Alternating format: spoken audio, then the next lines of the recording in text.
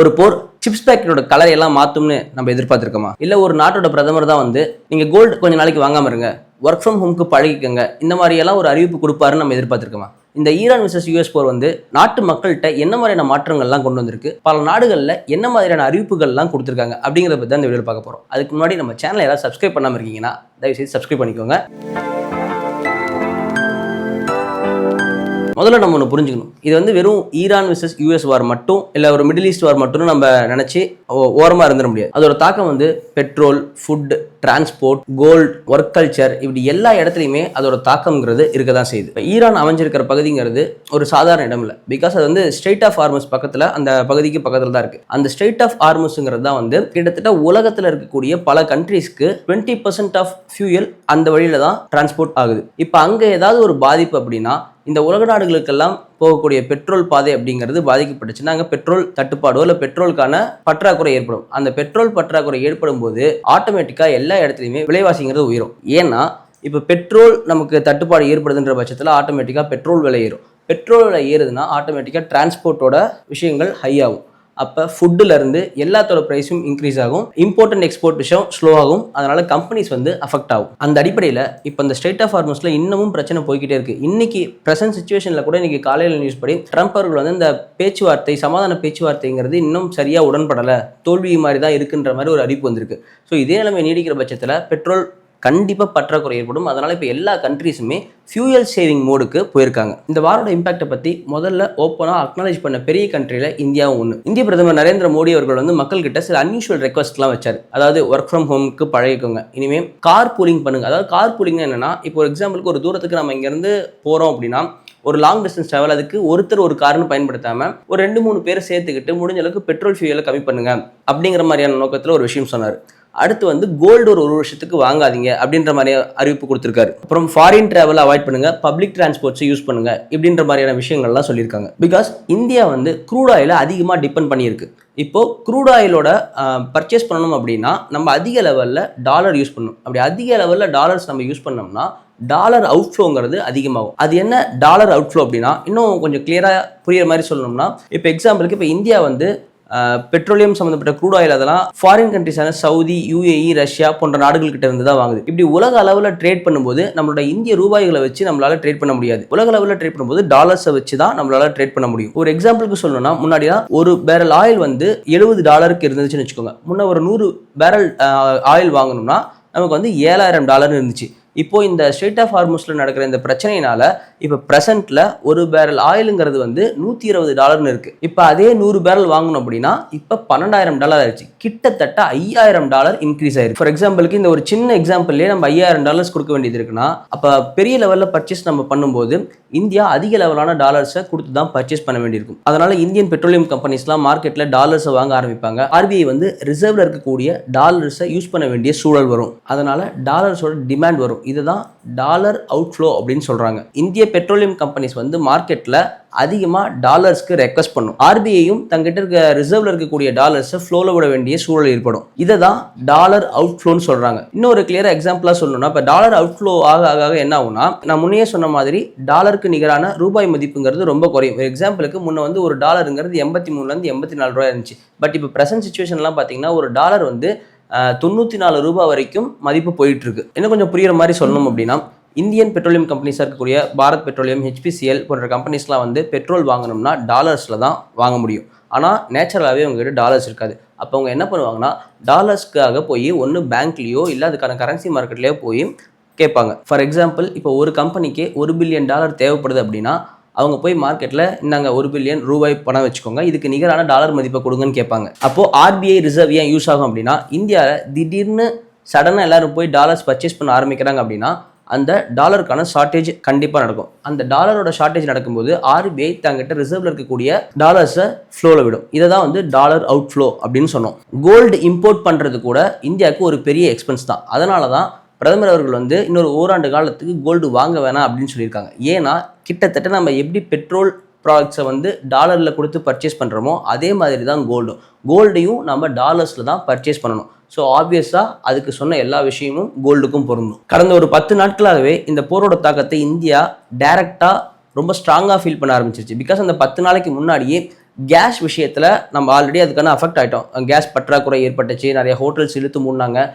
Case சிலிண்டருக்கு வந்து 1000 ரூபாய் வரைக்கும் ரேட்டும் ஏறுனுச்சு. இப்போ இந்த 10 நாட்களில் இது இன்னும் தாக்கம் எப்படி அதிகமாக இருக்குது அப்படின்னா, மோடி அவர்கள் தன்னோட கான்வாயில் இருக்கக்கூடிய கார்களோட எண்ணிக்கையை குறைக்கிறேன்னு சொல்லியிருக்காரு. அதே மாதிரி மற்றவங்களும் ஃபாலோ பண்ணணுன்ற மாதிரி ஒரு அறிவுறுத்தல்களும் கொடுத்திருக்காரு. கடந்த ஒரு 8 நாளில் மட்டும் பெட்ரோல் அண்ட் டீசல் விலை கிட்டத்தட்ட 8 ரூபாய், அதாவது 20% வரைக்கும் இன்க்ரீஸ் ஆயிருக்கு. நம்ம முன்ன சொல்லிட்டு இருந்த ஒரு விஷயம் ஒர்க் ஃப்ரம் ஹோம்ன்ற மேட்டரை வந்து வெறும் பேச்சளவில் மட்டும் இல்லாமல் டெல்லி கவர்மெண்ட் இப்போ அதை ப்ராப்பராக இம்ப்ளிமெண்ட் பண்ணவும் ஸ்டார்ட் பண்ணிடுச்சு. கவர்மெண்ட் எம்ப்ளாயிஸ்க்கெல்லாம் work from home, online meetings தான் ப்ரையாரிட்டி அண்ட் ஃபியூயல் கன்சர்வேஷன் கேம்பெயின்னு பயங்கரமாக போய்கிட்டு இருக்கு. முன்ன கோவிட்காக இம்ப்ளிமெண்ட் பண்ண ஒர்க் ஃப்ரம் ஹோம் கான்செப்ட் இப்போ ஃபியூயல் கிரைசிஸ்க்காக இம்ப்ளிமெண்ட் பண்ணப்பட்டு இருக்கு. அடுத்து இந்த வார் சிச்சுவேஷன்ல உலக நாடுகளையே திரும்பி பார்க்க வைக்கிற அளவுக்கு ஜப்பான்ல இருக்கக்கூடிய ஒரு பெரிய ஸ்நாக்ஸ் கம்பெனியான கேல்பிங்கிறது ஒரு வித்தியாசமான ஒரு அறிவிப்பை கொடுத்து அதை கடந்த மே 25 இருந்து இம்ப்ளிமெண்ட் பண்ணவும் ஸ்டார்ட் பண்ணியிருக்காங்க. அது என்ன அப்படின்னா, அந்த கேல்பிங்கிறது ஒரு பெரிய ஸ்நாக்ஸ் கம்பெனி. அவங்க கிட்டத்தட்ட பல வகையான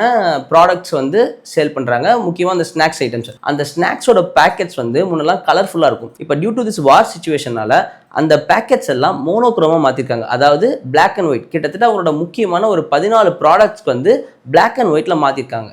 ஏன் அப்படின்னா, அந்த ஸ்நாக்ஸ் பேக்கெட்டோட கவரை வந்து கலர்ஃபுல்லாக மாற்றுறதுக்கு நேப்தால்ன்ற மெட்டீரியல் தேவை. அந்த நேப்தாலோட மூலப்பொருட்கள் வந்து பெட்ரோலியத்திலிருந்து கிடைக்கிறது தான். இப்போ இந்த ஸ்டேட் ஆஃப் ஹார்மஸில் நடக்கிற பிரச்சனையினால பெட்ரோல் பற்றாக்குறை ஏற்பட்டிருக்கிறதுனால இந்த நேப்தாலுக்கும் பற்றாக்குறை ஏற்பட்டிருக்கு. அதன் அடிப்படையில் இதே நிலை நீடிச்சிச்சுன்னா ப்ராப்பராக நம்மளால் ப்ராடக்ட்ஸை வந்து மக்களுக்கு கொண்டு போய் சேர்க்க முடியாதுங்கிற ஒரு ப்ரிகாஷனான நடவடிக்கையில் அதை எல்லாத்தையுமே மோனோக்ரோமாக மாற்றிட்டாங்க. பட் அவங்க ஒரு விஷயத்தை ஸ்ட்ராங்காக சொல்லவும் செஞ்சுருக்காங்க. இது பேக்கேஜஸில், அதுவும் அந்த மேலே இருக்க பேக்கெட்டில் மட்டும்தான் சேஞ்சஸ் நடந்திருக்கே தவிர உள்ளே இருக்க ப்ராடக்ட்லேயோ இல்லை அதோட குவாலிட்டி அண்ட் குவான்டிட்டிலையோ எந்த சேஞ்சஸும் இருக்காது அப்படிங்கிற ஒரு அஷூரன்ஸையும் கொடுத்துருக்காங்க.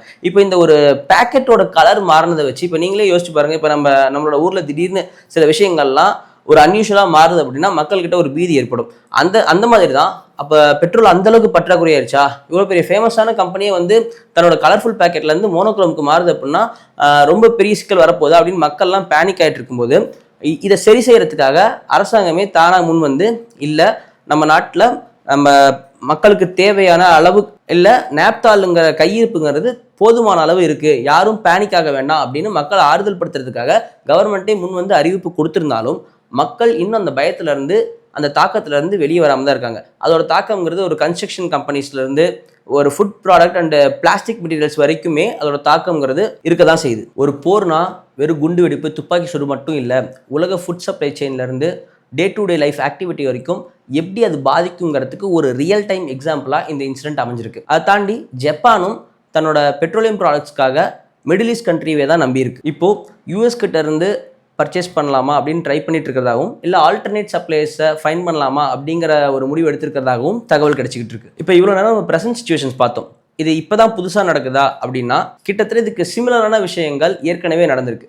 வேர்ல்டு வார், அதாவது செகண்ட் வேர்ல்டு வார் டைமில் இதே மாதிரியான ஒரு ட்ராஜடியான சிச்சுவேஷன்ஸ் வந்தபோது நிறைய விஷயங்கள் ஷார்ட்டேஜ் ஆனிச்சு. அப்பவும் ஜப்பானில் இதே மாதிரி சில கம்பெனிஸ் வந்து இந்த மோனோக்ரோம் மெத்தடுக்கு மாறி இருக்காங்க. தென் ஸ்டீல் யூசேஜ், ரப்பர், காட்டன் எல்லாத்தையுமே கண்ட்ரோல் பண்ணியிருக்காங்க. பிகாஸ் இந்த பொதுவான விஷயங்கள்லாம் இங்கே நம்ம மக்கள்கிட்ட இருந்து ப்ராப்பராக கண்ட்ரோல் பண்ணால் மட்டும்தான் அந்த பொருட்களை எல்லாம் நம்ம ஆர்மிக்கு அனுப்ப முடியும். ஏன்னா காட்டன்லாம் உங்களுக்கு தெரியும் அந்த டைமில் ரொம்ப அதிகமாக தேவைப்படும். ஸோ இந்த மாதிரி ரொம்ப ப்ராப்பராக பிளான் பண்ணி இந்த வார் டைம்ஸில் இதுக்கு முன்னாடியுமே இந்த மாதிரி நடந்திருக்கு. இன்னும் ஒன் ஸ்டெப் அஹெடாக போய் பிரிட்டனில் வந்து பிளாக் அவுட் ரூல்ஸ் அப்படின்லாம் ஒன்று இம்ப்ளிமெண்ட் பண்ணாங்க. அது என்ன பிளாக் அவுட் ரூல்ஸ் அப்படின்னா, சிட்டி முழுக்க ஒரு சின்ன லைட் கூட நைட் டைமில் தெரியக்கூடாது, ஃபுல் இருட்டாக தான் இருக்கணும். இப்போ ஒரு வீட்டிலேருந்து ஜன்னல் வழியாக வர வெளிச்சம் கூட வெளியே தெரியக்கூடாது. இப்போ நீங்கள் வெஹிக்கிள்ஸ் ஏதாவது யூஸ் பண்ணுறீங்கன்னா அந்த வெஹிக்கிளோட லைட் வந்து வெளியே தெரியக்கூடாது. ஒரு சின்ன லைட் வெளியே தெரிஞ்சால் கூட ஃபைன் அப்படிங்கிறத பிரிட்டன் கவர்மெண்ட் அஃபிஷியலாக அனௌன்ஸ் பண்ணாங்க. பிகாஸ் ஜெர்மனோட ஏர்கிராஃப்ட்ஸ்க்கு லைட்டை வச்சு இதுதான் சிட்டி அப்படிங்கிறது தெரிஞ்சுட்டா அவங்க ஈஸியாக அட்டாக் பண்ணிடுவாங்க. அதனால் ஜெர்மனோட ஏர்கிராஃப்ட்ஸ்க்கு சிட்டி இங்கே தான் இருக்குன்னு தெரியக்கூடாதுன்னா லைட்ஸ் வந்து தெரியக்கூடாது. அதுக்காகவே இப்படிப்பட்ட அனௌன்ஸ்மெண்ட்ஸ்லாம் பண்ணாங்க. யோசிச்சு பாருங்கள், ஒரு ஃபுல் சிட்டியே இருட்டில் இருக்கும்.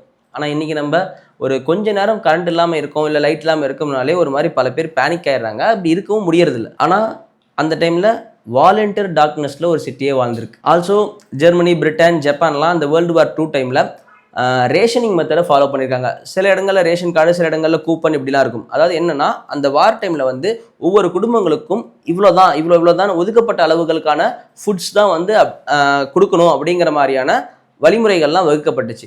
அதன் அடிப்படையில் மட்டும்தான் அந்தந்த குடும்பங்களுக்கான ஃபுட்ஸ் போகும். அதுவும் நீங்கள் ரேஷன் கார்டு வச்சு இல்லை அந்த கூப்பன் வச்சுருந்தீங்கன்னா மட்டும்தான் அது உங்களுக்கு கிடைக்கும். இப்போ நீங்கள் கூப்பன் இல்லை அப்படின்னீங்கன்னா உங்களுக்கு அந்த ரேஷன் கிடையாது. அதில் ரொம்பவே ஸ்ட்ரிக்டாக அதை ஃபாலோ பண்ணாங்க. சில கண்ட்ரீஸில் காஃபி குடிக்கிறதுக்கு கூட ரொம்ப லக்ஸரியஸாக இருந்துச்சு. இந்த மாதிரியான சம்பவங்கள் ஏற்கனவே ஹிஸ்ட்ரியில் நடந்திருக்கு. ஸோ இப்போ ஒரு கண்ட்ரி ஸ்ட்ராங்காக இருக்கணும் அப்படின்னா வெறும் ஆர்மி அளவில் ஸ்ட்ராங்காக இருந்தால் மட்டும் பத்தாது. Economy, technology, food supply, people discipline, இப்படி எல்லா வகையிலுமே ஒரு கண்ட்ரி எக்விப்டாக இருந்தால் மட்டும்தான் இந்த மாதிரியான கிரைசிஸ் டைமில் சர்வே பண்ண முடியும். Okay, back to the present. India, Japan, ஜெர்மனிகள்லாம் தொடர்ந்து இன்னும் சில கண்ட்ரீஸ்லாம் என்னென்ன மாதிரியான அறிவிப்புகள் கொடுத்துருக்குன்னு பார்க்கலாம். அதில் மேஜரான விஷயம் என்னன்னு சொல்லி பார்த்தீங்கன்னா, ஒர்க் ஃப்ரம் ஹோமுங்கிறது பல இடத்துல காமனாக இருக்குது. அதை தாண்டின சில அறிவிப்புகளை இப்போ பார்ப்போம். பங்களாதேஷில் ஸ்கூல்ஸ்லாம் விர்ச்சுவல் கிளாஸ் ரூமுக்கு புஷ் பண்ணுறாங்க. பாகிஸ்தானில் கவர்மெண்ட் ஆஃபீஸ்க்கு 4 days தான் ஒர்க். ஸ்கூல்ஸ்லாம் டெம்பரவரியாக க்ளோஸ் பண்ணியிருக்காங்க. தாய்லாண்டில் ஏசி ஏதாவது ஒரு வீட்டில் யூஸ் பண்ணுறீங்க அப்படின்னா 26 degreeல தான் மெயின்டைன் ஆகணும். அதுக்கு கம்மி நீங்கள் குறைக்கவே கூடாது அப்படிங்கிறதும் ஸ்ட்ரிக்டான ஆர்டராக போட்டிருக்காங்க. பிலிப்பைன்ஸில் ஒர்க் ஃப்ரம் ஹோம் கம்ப்ளீட்டடாக நார்மலைஸ் பண்ணிட்டாங்க. இந்தோனேஷியா, வியட்நாம், ஸ்ரீலங்கா போன்ற நாடுகள்லாம் வந்து ரஷ்யா கிட்ட இருந்து சீப்பஸ்ட் ப்ரைஸில் ஆயில் வாங்கலாமா அப்படிங்கிற மாதிரியும் யோசிக்கிறதாகவும் தகவல் வருது. ஸோ இதையெல்லாம் வச்சு பார்க்கும்போது எல்லா கண்ட்ரீஸுமே பார்த்து பயப்படுற ஒரே ஒரு விஷயம் ஆயில் ஷார்ட்டேஜ், அதாவது அந்த பெட்ரோலியம் ப்ராடக்ட்ஸ் தான். சில கண்ட்ரீஸ் ஃப்ளைட் ரூட்டை கூட ரீரூட் பண்ணி சில சேஞ்சஸ் பண்ணியிருக்கிறதா தகவல். ஸோ வார்னா அது போர்க்களத்தில் மட்டும் நடக்காது. அந்த வாரோட தாக்கம்ங்கிறது நம்மளோட ஆஃபீஸ்க்கு வரும், சூப்பர் மார்க்கெட்டுக்கு வரும், ஏன் ஈவன் தோ நம்ம ஃபேமிலியில் போடக்கூடிய பட்ஜெட் வரைக்குமே அதோட தாக்கம்ங்கிறது இருக்கும். அதனால தான் கவர்மெண்ட் இப்போவே மக்களோட லைஃப் ஸ்டைலை மாற்ற பழகிக்க சொல்லி அறிவிப்பு கொடுத்து அதுக்கான முன்னெடுப்புகளையும் எடுத்திருக்காங்க. இதில் கொஸ்டின் என்னென்னா, இது வெறும் டெம்ப்ரவரி தானா இல்லை இனிமேல் இதுதான் நியூ நார்மலா அப்படிங்கிறது தெரியல. ஸோ வாட் எவர், ஸோ முடிஞ்ச அளவுக்கு மக்கள் நம்ம எல்லாருமே பெட்ரோல் கன்சம்ஷனை ரொம்ப அளவாக யூஸ் பண்ணணும். ஆஸ் பிரதமர் சொன்ன மாதிரி கார் போலிங் இல்லை பப்ளிக் டிரான்ஸ்போர்ட் யூஸ் பண்ணுறது, அந்த மாதிரி முடிஞ்ச அளவுக்கு எது எதெல்லாம் சிக்கனம் பண்ண முடியுமோ அந்த அளவுக்கு சிக்கனம் பண்ணி மேம்படுறதுக்கு முயற்சி பண்ணுவோம். வேற ஒரு இன்ட்ரெஸ்டிங்கான டாப்பிக்கில் அடுத்த வீடியோவில் சந்திப்போம். தமிழ்ச்செல்வன் Chatway. Thank you.